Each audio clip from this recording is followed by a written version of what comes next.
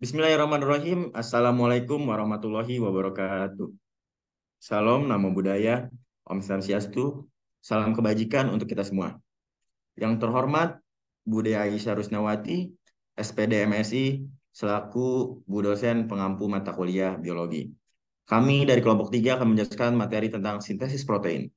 Saya Muhammad Hafizin Ardiansyah dan teman-teman saya Esther Ima Air Pangabean, Nur Haliza, Maria Putriana, Aliza Zaharani.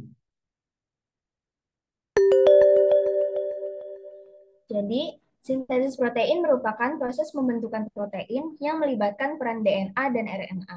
Nah, jadi proses pembentukan protein di dalam tubuh dilakukan oleh RNA atas perintah dari DNA. Protein merupakan rantai panjang asam amino di mana jumlah asam amino yang terlibat di dalam sintesis protein adalah 20.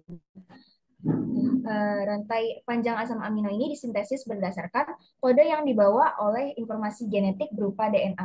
RNA sendiri adalah materi genetik yang basa nitrogennya terdiri dari adenin, guanin, sitosin, dan urasil. Proses sintesis protein terdiri dari dua tahap, yaitu transkripsi dan translasi.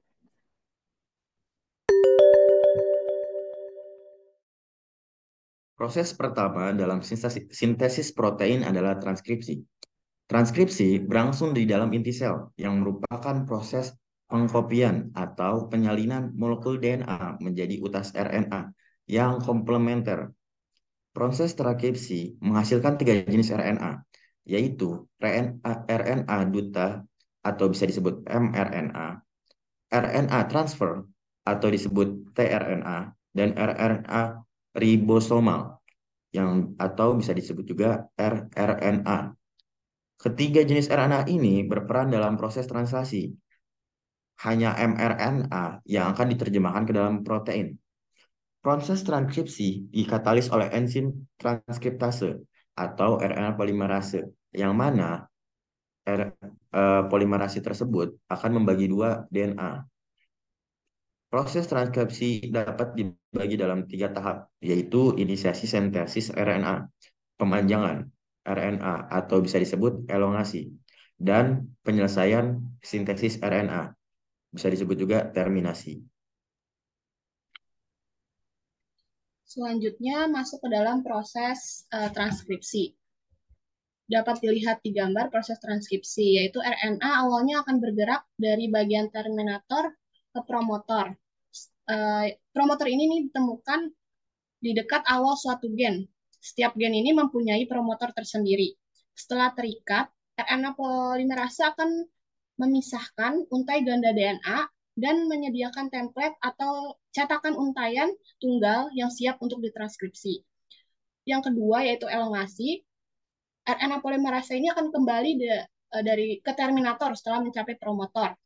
Untaian DNA atau untaian cetakan bertindak sebagai cetakan untuk digunakan oleh enzim RNA polimerase. Sambil membaca cetakan, RNA polimerase membentuk molekul RNA keluar dari nukleotida seperti pada gambar nomor 2, membuat sebuah rantai dari 5 ke 3.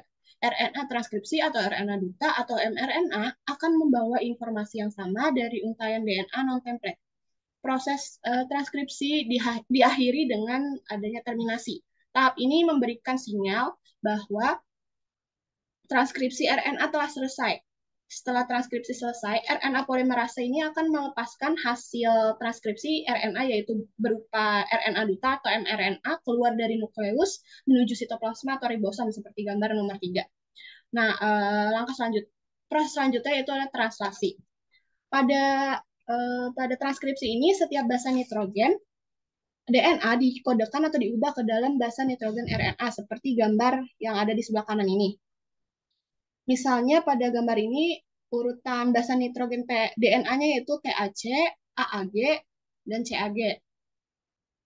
Maka urutan mRNA hasil transkripsinya adalah AUG, UUU, dan GUC. Nah, urutan 3 basa nitrogen inilah yang disebut kodon.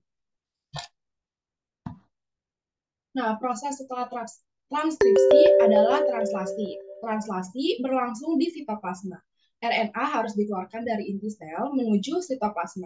Dalam proses translasi, terjadi penerimaan urutan kodon pada RNAD menjadi urutan asam amino pada ribosom. Artinya, asam amino akan dirangkaikan dengan asam amino lainnya untuk membentuk rantai polipeptida atau protein.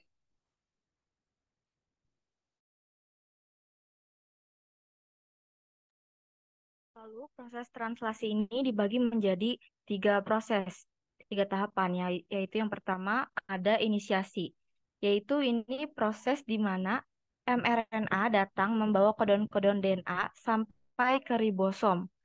Dan kodon yang pertama bertemu dengan ribosom disebut kodon start atau AUG. Lalu yang kedua ada elongasi, yaitu kodon yang dibawa mRNA akan diuraikan atau diterjemahkan menjadi asam amino.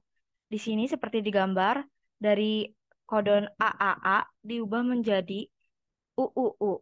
Lalu kemudian masing-masing digabung dengan tRNA yang membawa asam amino untuk menyusun protein, sehingga gabungan tersebut akan membentuk rantai polipeptida.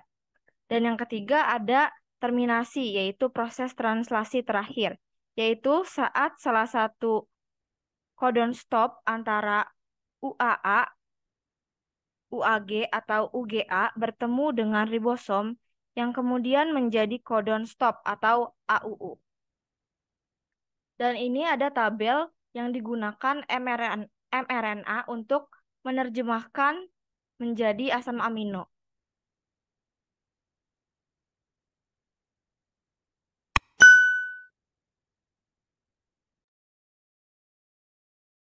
Sekian, terima kasih. Mohon maaf apabila ada kesalahan kata.